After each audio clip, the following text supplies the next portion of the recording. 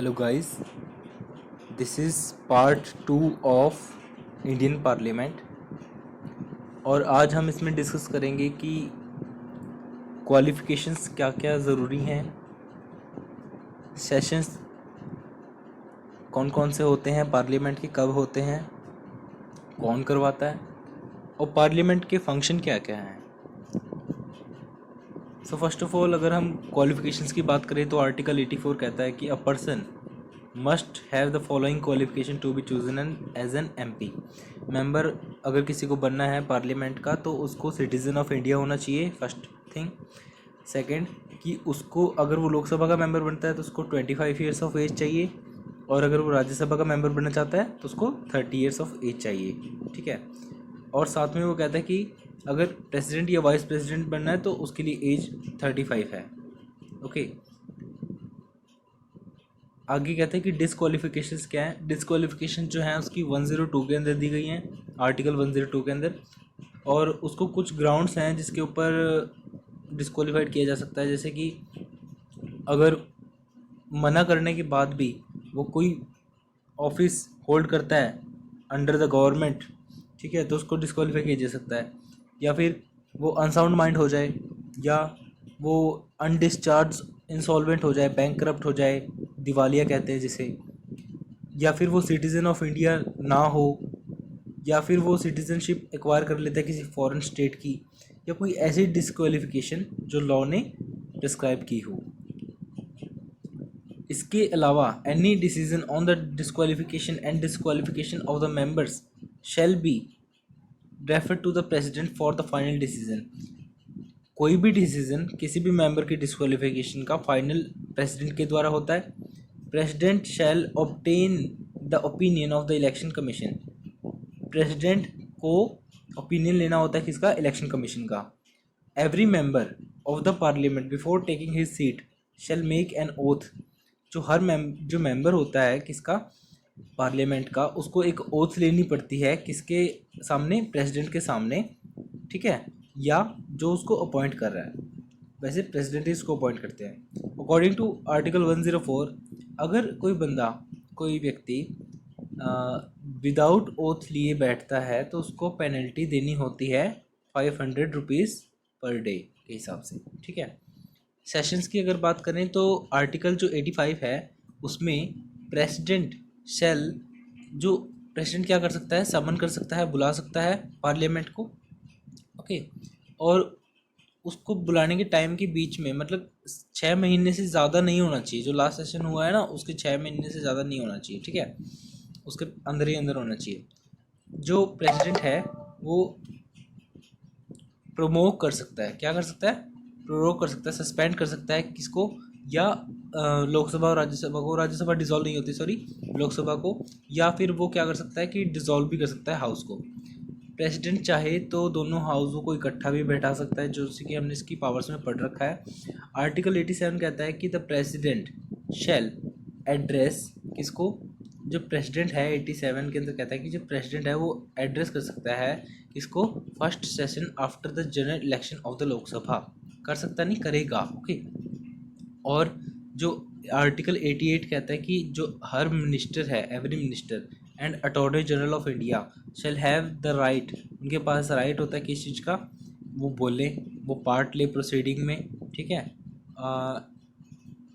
But क्या कहते हैं? Other house but shall not entitle to vote.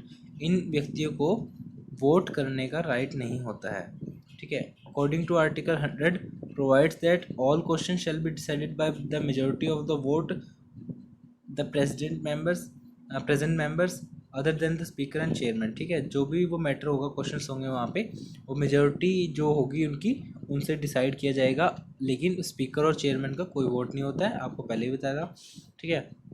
Chairman and speaker shall not vote in the first instance but use the vote in case of equality। अगर वहाँ पे draw हो जाता है बिल्कुल दोनों के बीच में, तो फिर इक्वलिटी मेंटेन करने के लिए स्पीकर जो चेयरमैन है वो अपने वोट दे सकते हैं।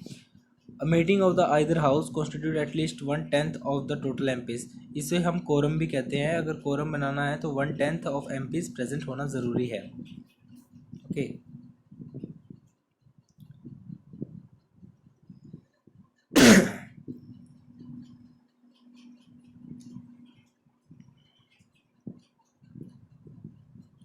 Now functions of the parliament. देखो सबसे पहले अगर हम बात करते हैं तो फंक्शंस क्या होते हैं। सबसे मोस्ट इम्पॉर्टेंट पार्ट तो पार्लियामेंट का यही है कि उसके फंक्शंस क्या क्या हैं। फंक्शंस में सबसे पहले तो यही है उसका कि उसको लॉ बनाना होता है, ठीक है, in the forms of bills. तो फर्स्ट ऑफ ऑल हम बात करेंगे किस बिल की, ऑर्डिनरी बिल की। एक ऑर्डिनरी बिल वो बिल होता है जो मनी बिल नहीं होता और वो फाइनेंशियल बिल भी नहीं होता, ठीक है। और जो कि मनी बिल और फाइनेंशियल बिल होते हैं ये लोकसभा से ही ओरिजिनेट होते हैं, बट ये जो मनी ऑर्डिनरी बिल है ये कोई से भी हाउस से ओरिजिनेट हो सकता है, ठीक है। The bill must be passed by both houses and then only it can be sent for president assent. दोनों घरों से, दोनों जो हाउस हैं लोकसभा और राज्यसभा, जब बिल पास हो जाता है तो वो प्रेसिडेंट की असेंट के लिए जाता है। According to the procedure of a house bill has to pass through stages. Bill को स्टेजेस से जाना जाता है, 3 स्टेजेस से जाना जाता है, जैसे कि फर्स्ट है first reading, then second is second reading and third is third reading. First reading में क्या होता है कि इंट्रोडक्शन होता है बिल का और कोई डिस्कशन नहीं होता है। सेकंड रीडिंग में क्या होता है कि डिस्कशन होता है क्लॉज बाय क्लॉज का। और थर्ड रीडिंग में क्या होता है कि जो ब्रीफ जनरल डिस्कशन होता है उसका वो होता है, और लास्ट में बिल पास किया जाता है। जब बिल एक हाउस से दूसरे हाउस तक जाता है तो सिमिलर प्रोसेस रिपीट की जाती है। अगर वहाँ पे कोई डिसएग्रीमेंट होता है दोनों हाउसेस का, ठीक है, तो वहाँ पे क्या होता है कि जो प्रेसिडेंट है वो जॉइंट सिटिंग बुला सकते हैं और बुलाते भी हैं आर्टिकल 108 के तहत, ठीक है। और house disagree as the amendment to be made, other house does not passes the bill and more than. कब होती है ये जॉइंट सिटिंग? ये जॉइंट सिटिंग तब होती है अगर तो हाउस ने उस बिल को रिजेक्ट कर दिया हो, ठीक है, या फिर हाउस डिसएग्री करते हैं कि वो कहते हैं कि अमेंडमेंट कीजिए और दूसरा हाउस जहाँ से ओरिजिनेट हुआ है वो उसको मान नहीं रहे हैं। और तीसरी चीज़ ये है कि वो उस बिल को पास कर ही नहीं रहे हैं, जबकि 6 मंथ पास हो चुके हैं, जबकि उनको कर देना चाहिए था, लेकिन वो कर नहीं रहे हैं, ठीक है। ये प्रोविज़न जो है ये मनी बिल में लागू नहीं होता है क्योंकि राज्यसभा के पास कोई पावर ही नहीं है मनी बिल को अमेंड करने की, तो और मॉडिफाई करने की या रिजेक्ट करने की, ठीक है। और अब आता है एसेंट ऑफ बिल 111 आर्टिकल। इसमें कहता है कि कोई भी बिल प्रेसिडेंट की एसेंट के बिना पास नहीं किया जा सकता। प्रेसिडेंट के पास 3 ऑप्शन होते हैं, या तो वो एसेंट दे दे, या वो एसेंट अपने पास रखे, अपने विद होल्ड करके रखे, या फिर वो रिटर्न कर दे बिल को रिकन्सिडरेशन के लिए। लेकिन इसमें एक कंडीशन लागू होती है कि अगर उसने बिल को रिकन्सिडरेशन के लिए वापस भेज दिया तो क्या होता है कि वो मनी बिल, मनी बिल नहीं सॉरी, तो उसको जब वो वापस प्रेसिडेंट के पास एसेंट के लिए जाता है तो प्रेसिडेंट को उसको मंजूरी देनी पड़ती है, एसेंट देनी पड़ती है। नाउ मनी बिल की अगर बात करें तो मनी बिल क्या कहता है कि मनी बिल जो होता है वो सिर्फ और सिर्फ लोकसभा में ही इंट्रोड्यूस किया जा सकता है, ठीक है, originates from Lok Sabha only under article 109। और ये ना सिर्फ प्रायर परमिशन रिकमेंडेशन होती है प्रेसिडेंट की इसको इंट्रोड्यूस करवाने में, ठीक है, मनी बिल को। मनी बिल लोकसभा से पास होके राज्यसभा जाता है रिकमेंडेशन के लिए। राज्यसभा के पास ऑप्शन होते हैं कि वो बिल को रिटर्न कर दे लोकसभा को 14 दिन के अंदर, या फिर और लोकसभा में एक्सेप्ट, लोकसभा की मर्जी है कि वो राज्यसभा की रिकमेंडेशन को माने या ना माने। If a money bill is passed by Lok Sabha and not by Rajya Sabha, अगर कोई बिल मनी बिल जो है लोकसभा के द्वारा पास किया जाता है और राज्यसभा के द्वारा नहीं किया जाता है तब भी वो यही पास ही माना जाएगा, ठीक है। प्रेसिडेंट जो है may uphold his assent but it is not possible. President चाहे तो अपनी एसेंट को यहाँ पे रोक सकता है, लेकिन वो रोकेगा नहीं, क्यों? क्योंकि उसकी रिकमेंडेशन के बाद ही वो बिल जो है ओरिजिनेट हुआ है लोकसभा के अंदर, ठीक है।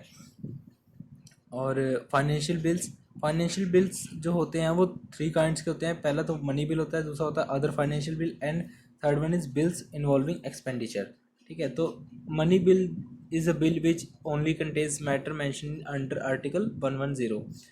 कुछ मैटर्स हैं जो मनी बिल के अंदर दिए गए हैं, ठीक है। वो जो मैटर्स को लेके चलेगा वो तो मनी बिल है।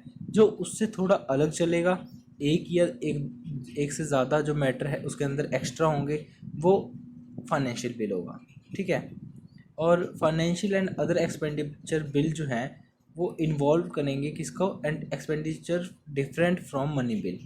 जो फाइनेंशियल एंड अदर एक्सपेंडिचर की जो बिल है, ठीक है, उसके अंदर किससे किससे से अलग होगा, जो मनी बिल के अंदर जो मेंशन किया गया ना उससे अलग होगा। ठीक है। और एक और बात यहाँ पे कि इसको अमेंड किया जा सकता है या रिजेक्ट किया जा सकता है राज्यसभा के द्वारा, जैसे कि ऑर्डिनरी बिल को किया जा सकता है। सिमिलैरिटी इसमें यही है कि both money bill and financial bill जो हैं वो लोकसभा से ओरिजिनेट होते हैं after the recommendation of president. बस डिफरेंस यही है कि जो मनी बिल है उसके अंदर राज्यसभा के पास कोई पावर नहीं है, ना तो रिजेक्ट कर सकती है ना रिकमेंड कर सकती है, तो फिर वो मतलब पास तो हो ही जाना उसने। लेकिन फाइनेंशियल बिल में ऐसा नहीं है, अगर वहाँ पे वो उसको अमेंड भी कर सकती है, रिजेक्ट भी कर सकती है राज्यसभा, जैसे कि ऑर्डिनरी बिल को करते हैं। All bills are financial bill but all financial bills are not money bill. ठीक है। स्पीकर जो है वो डिसाइड करेगा वेदर कि ये बिल जो है वो मनी बिल है या नहीं है। Thank you. अगर आपको ये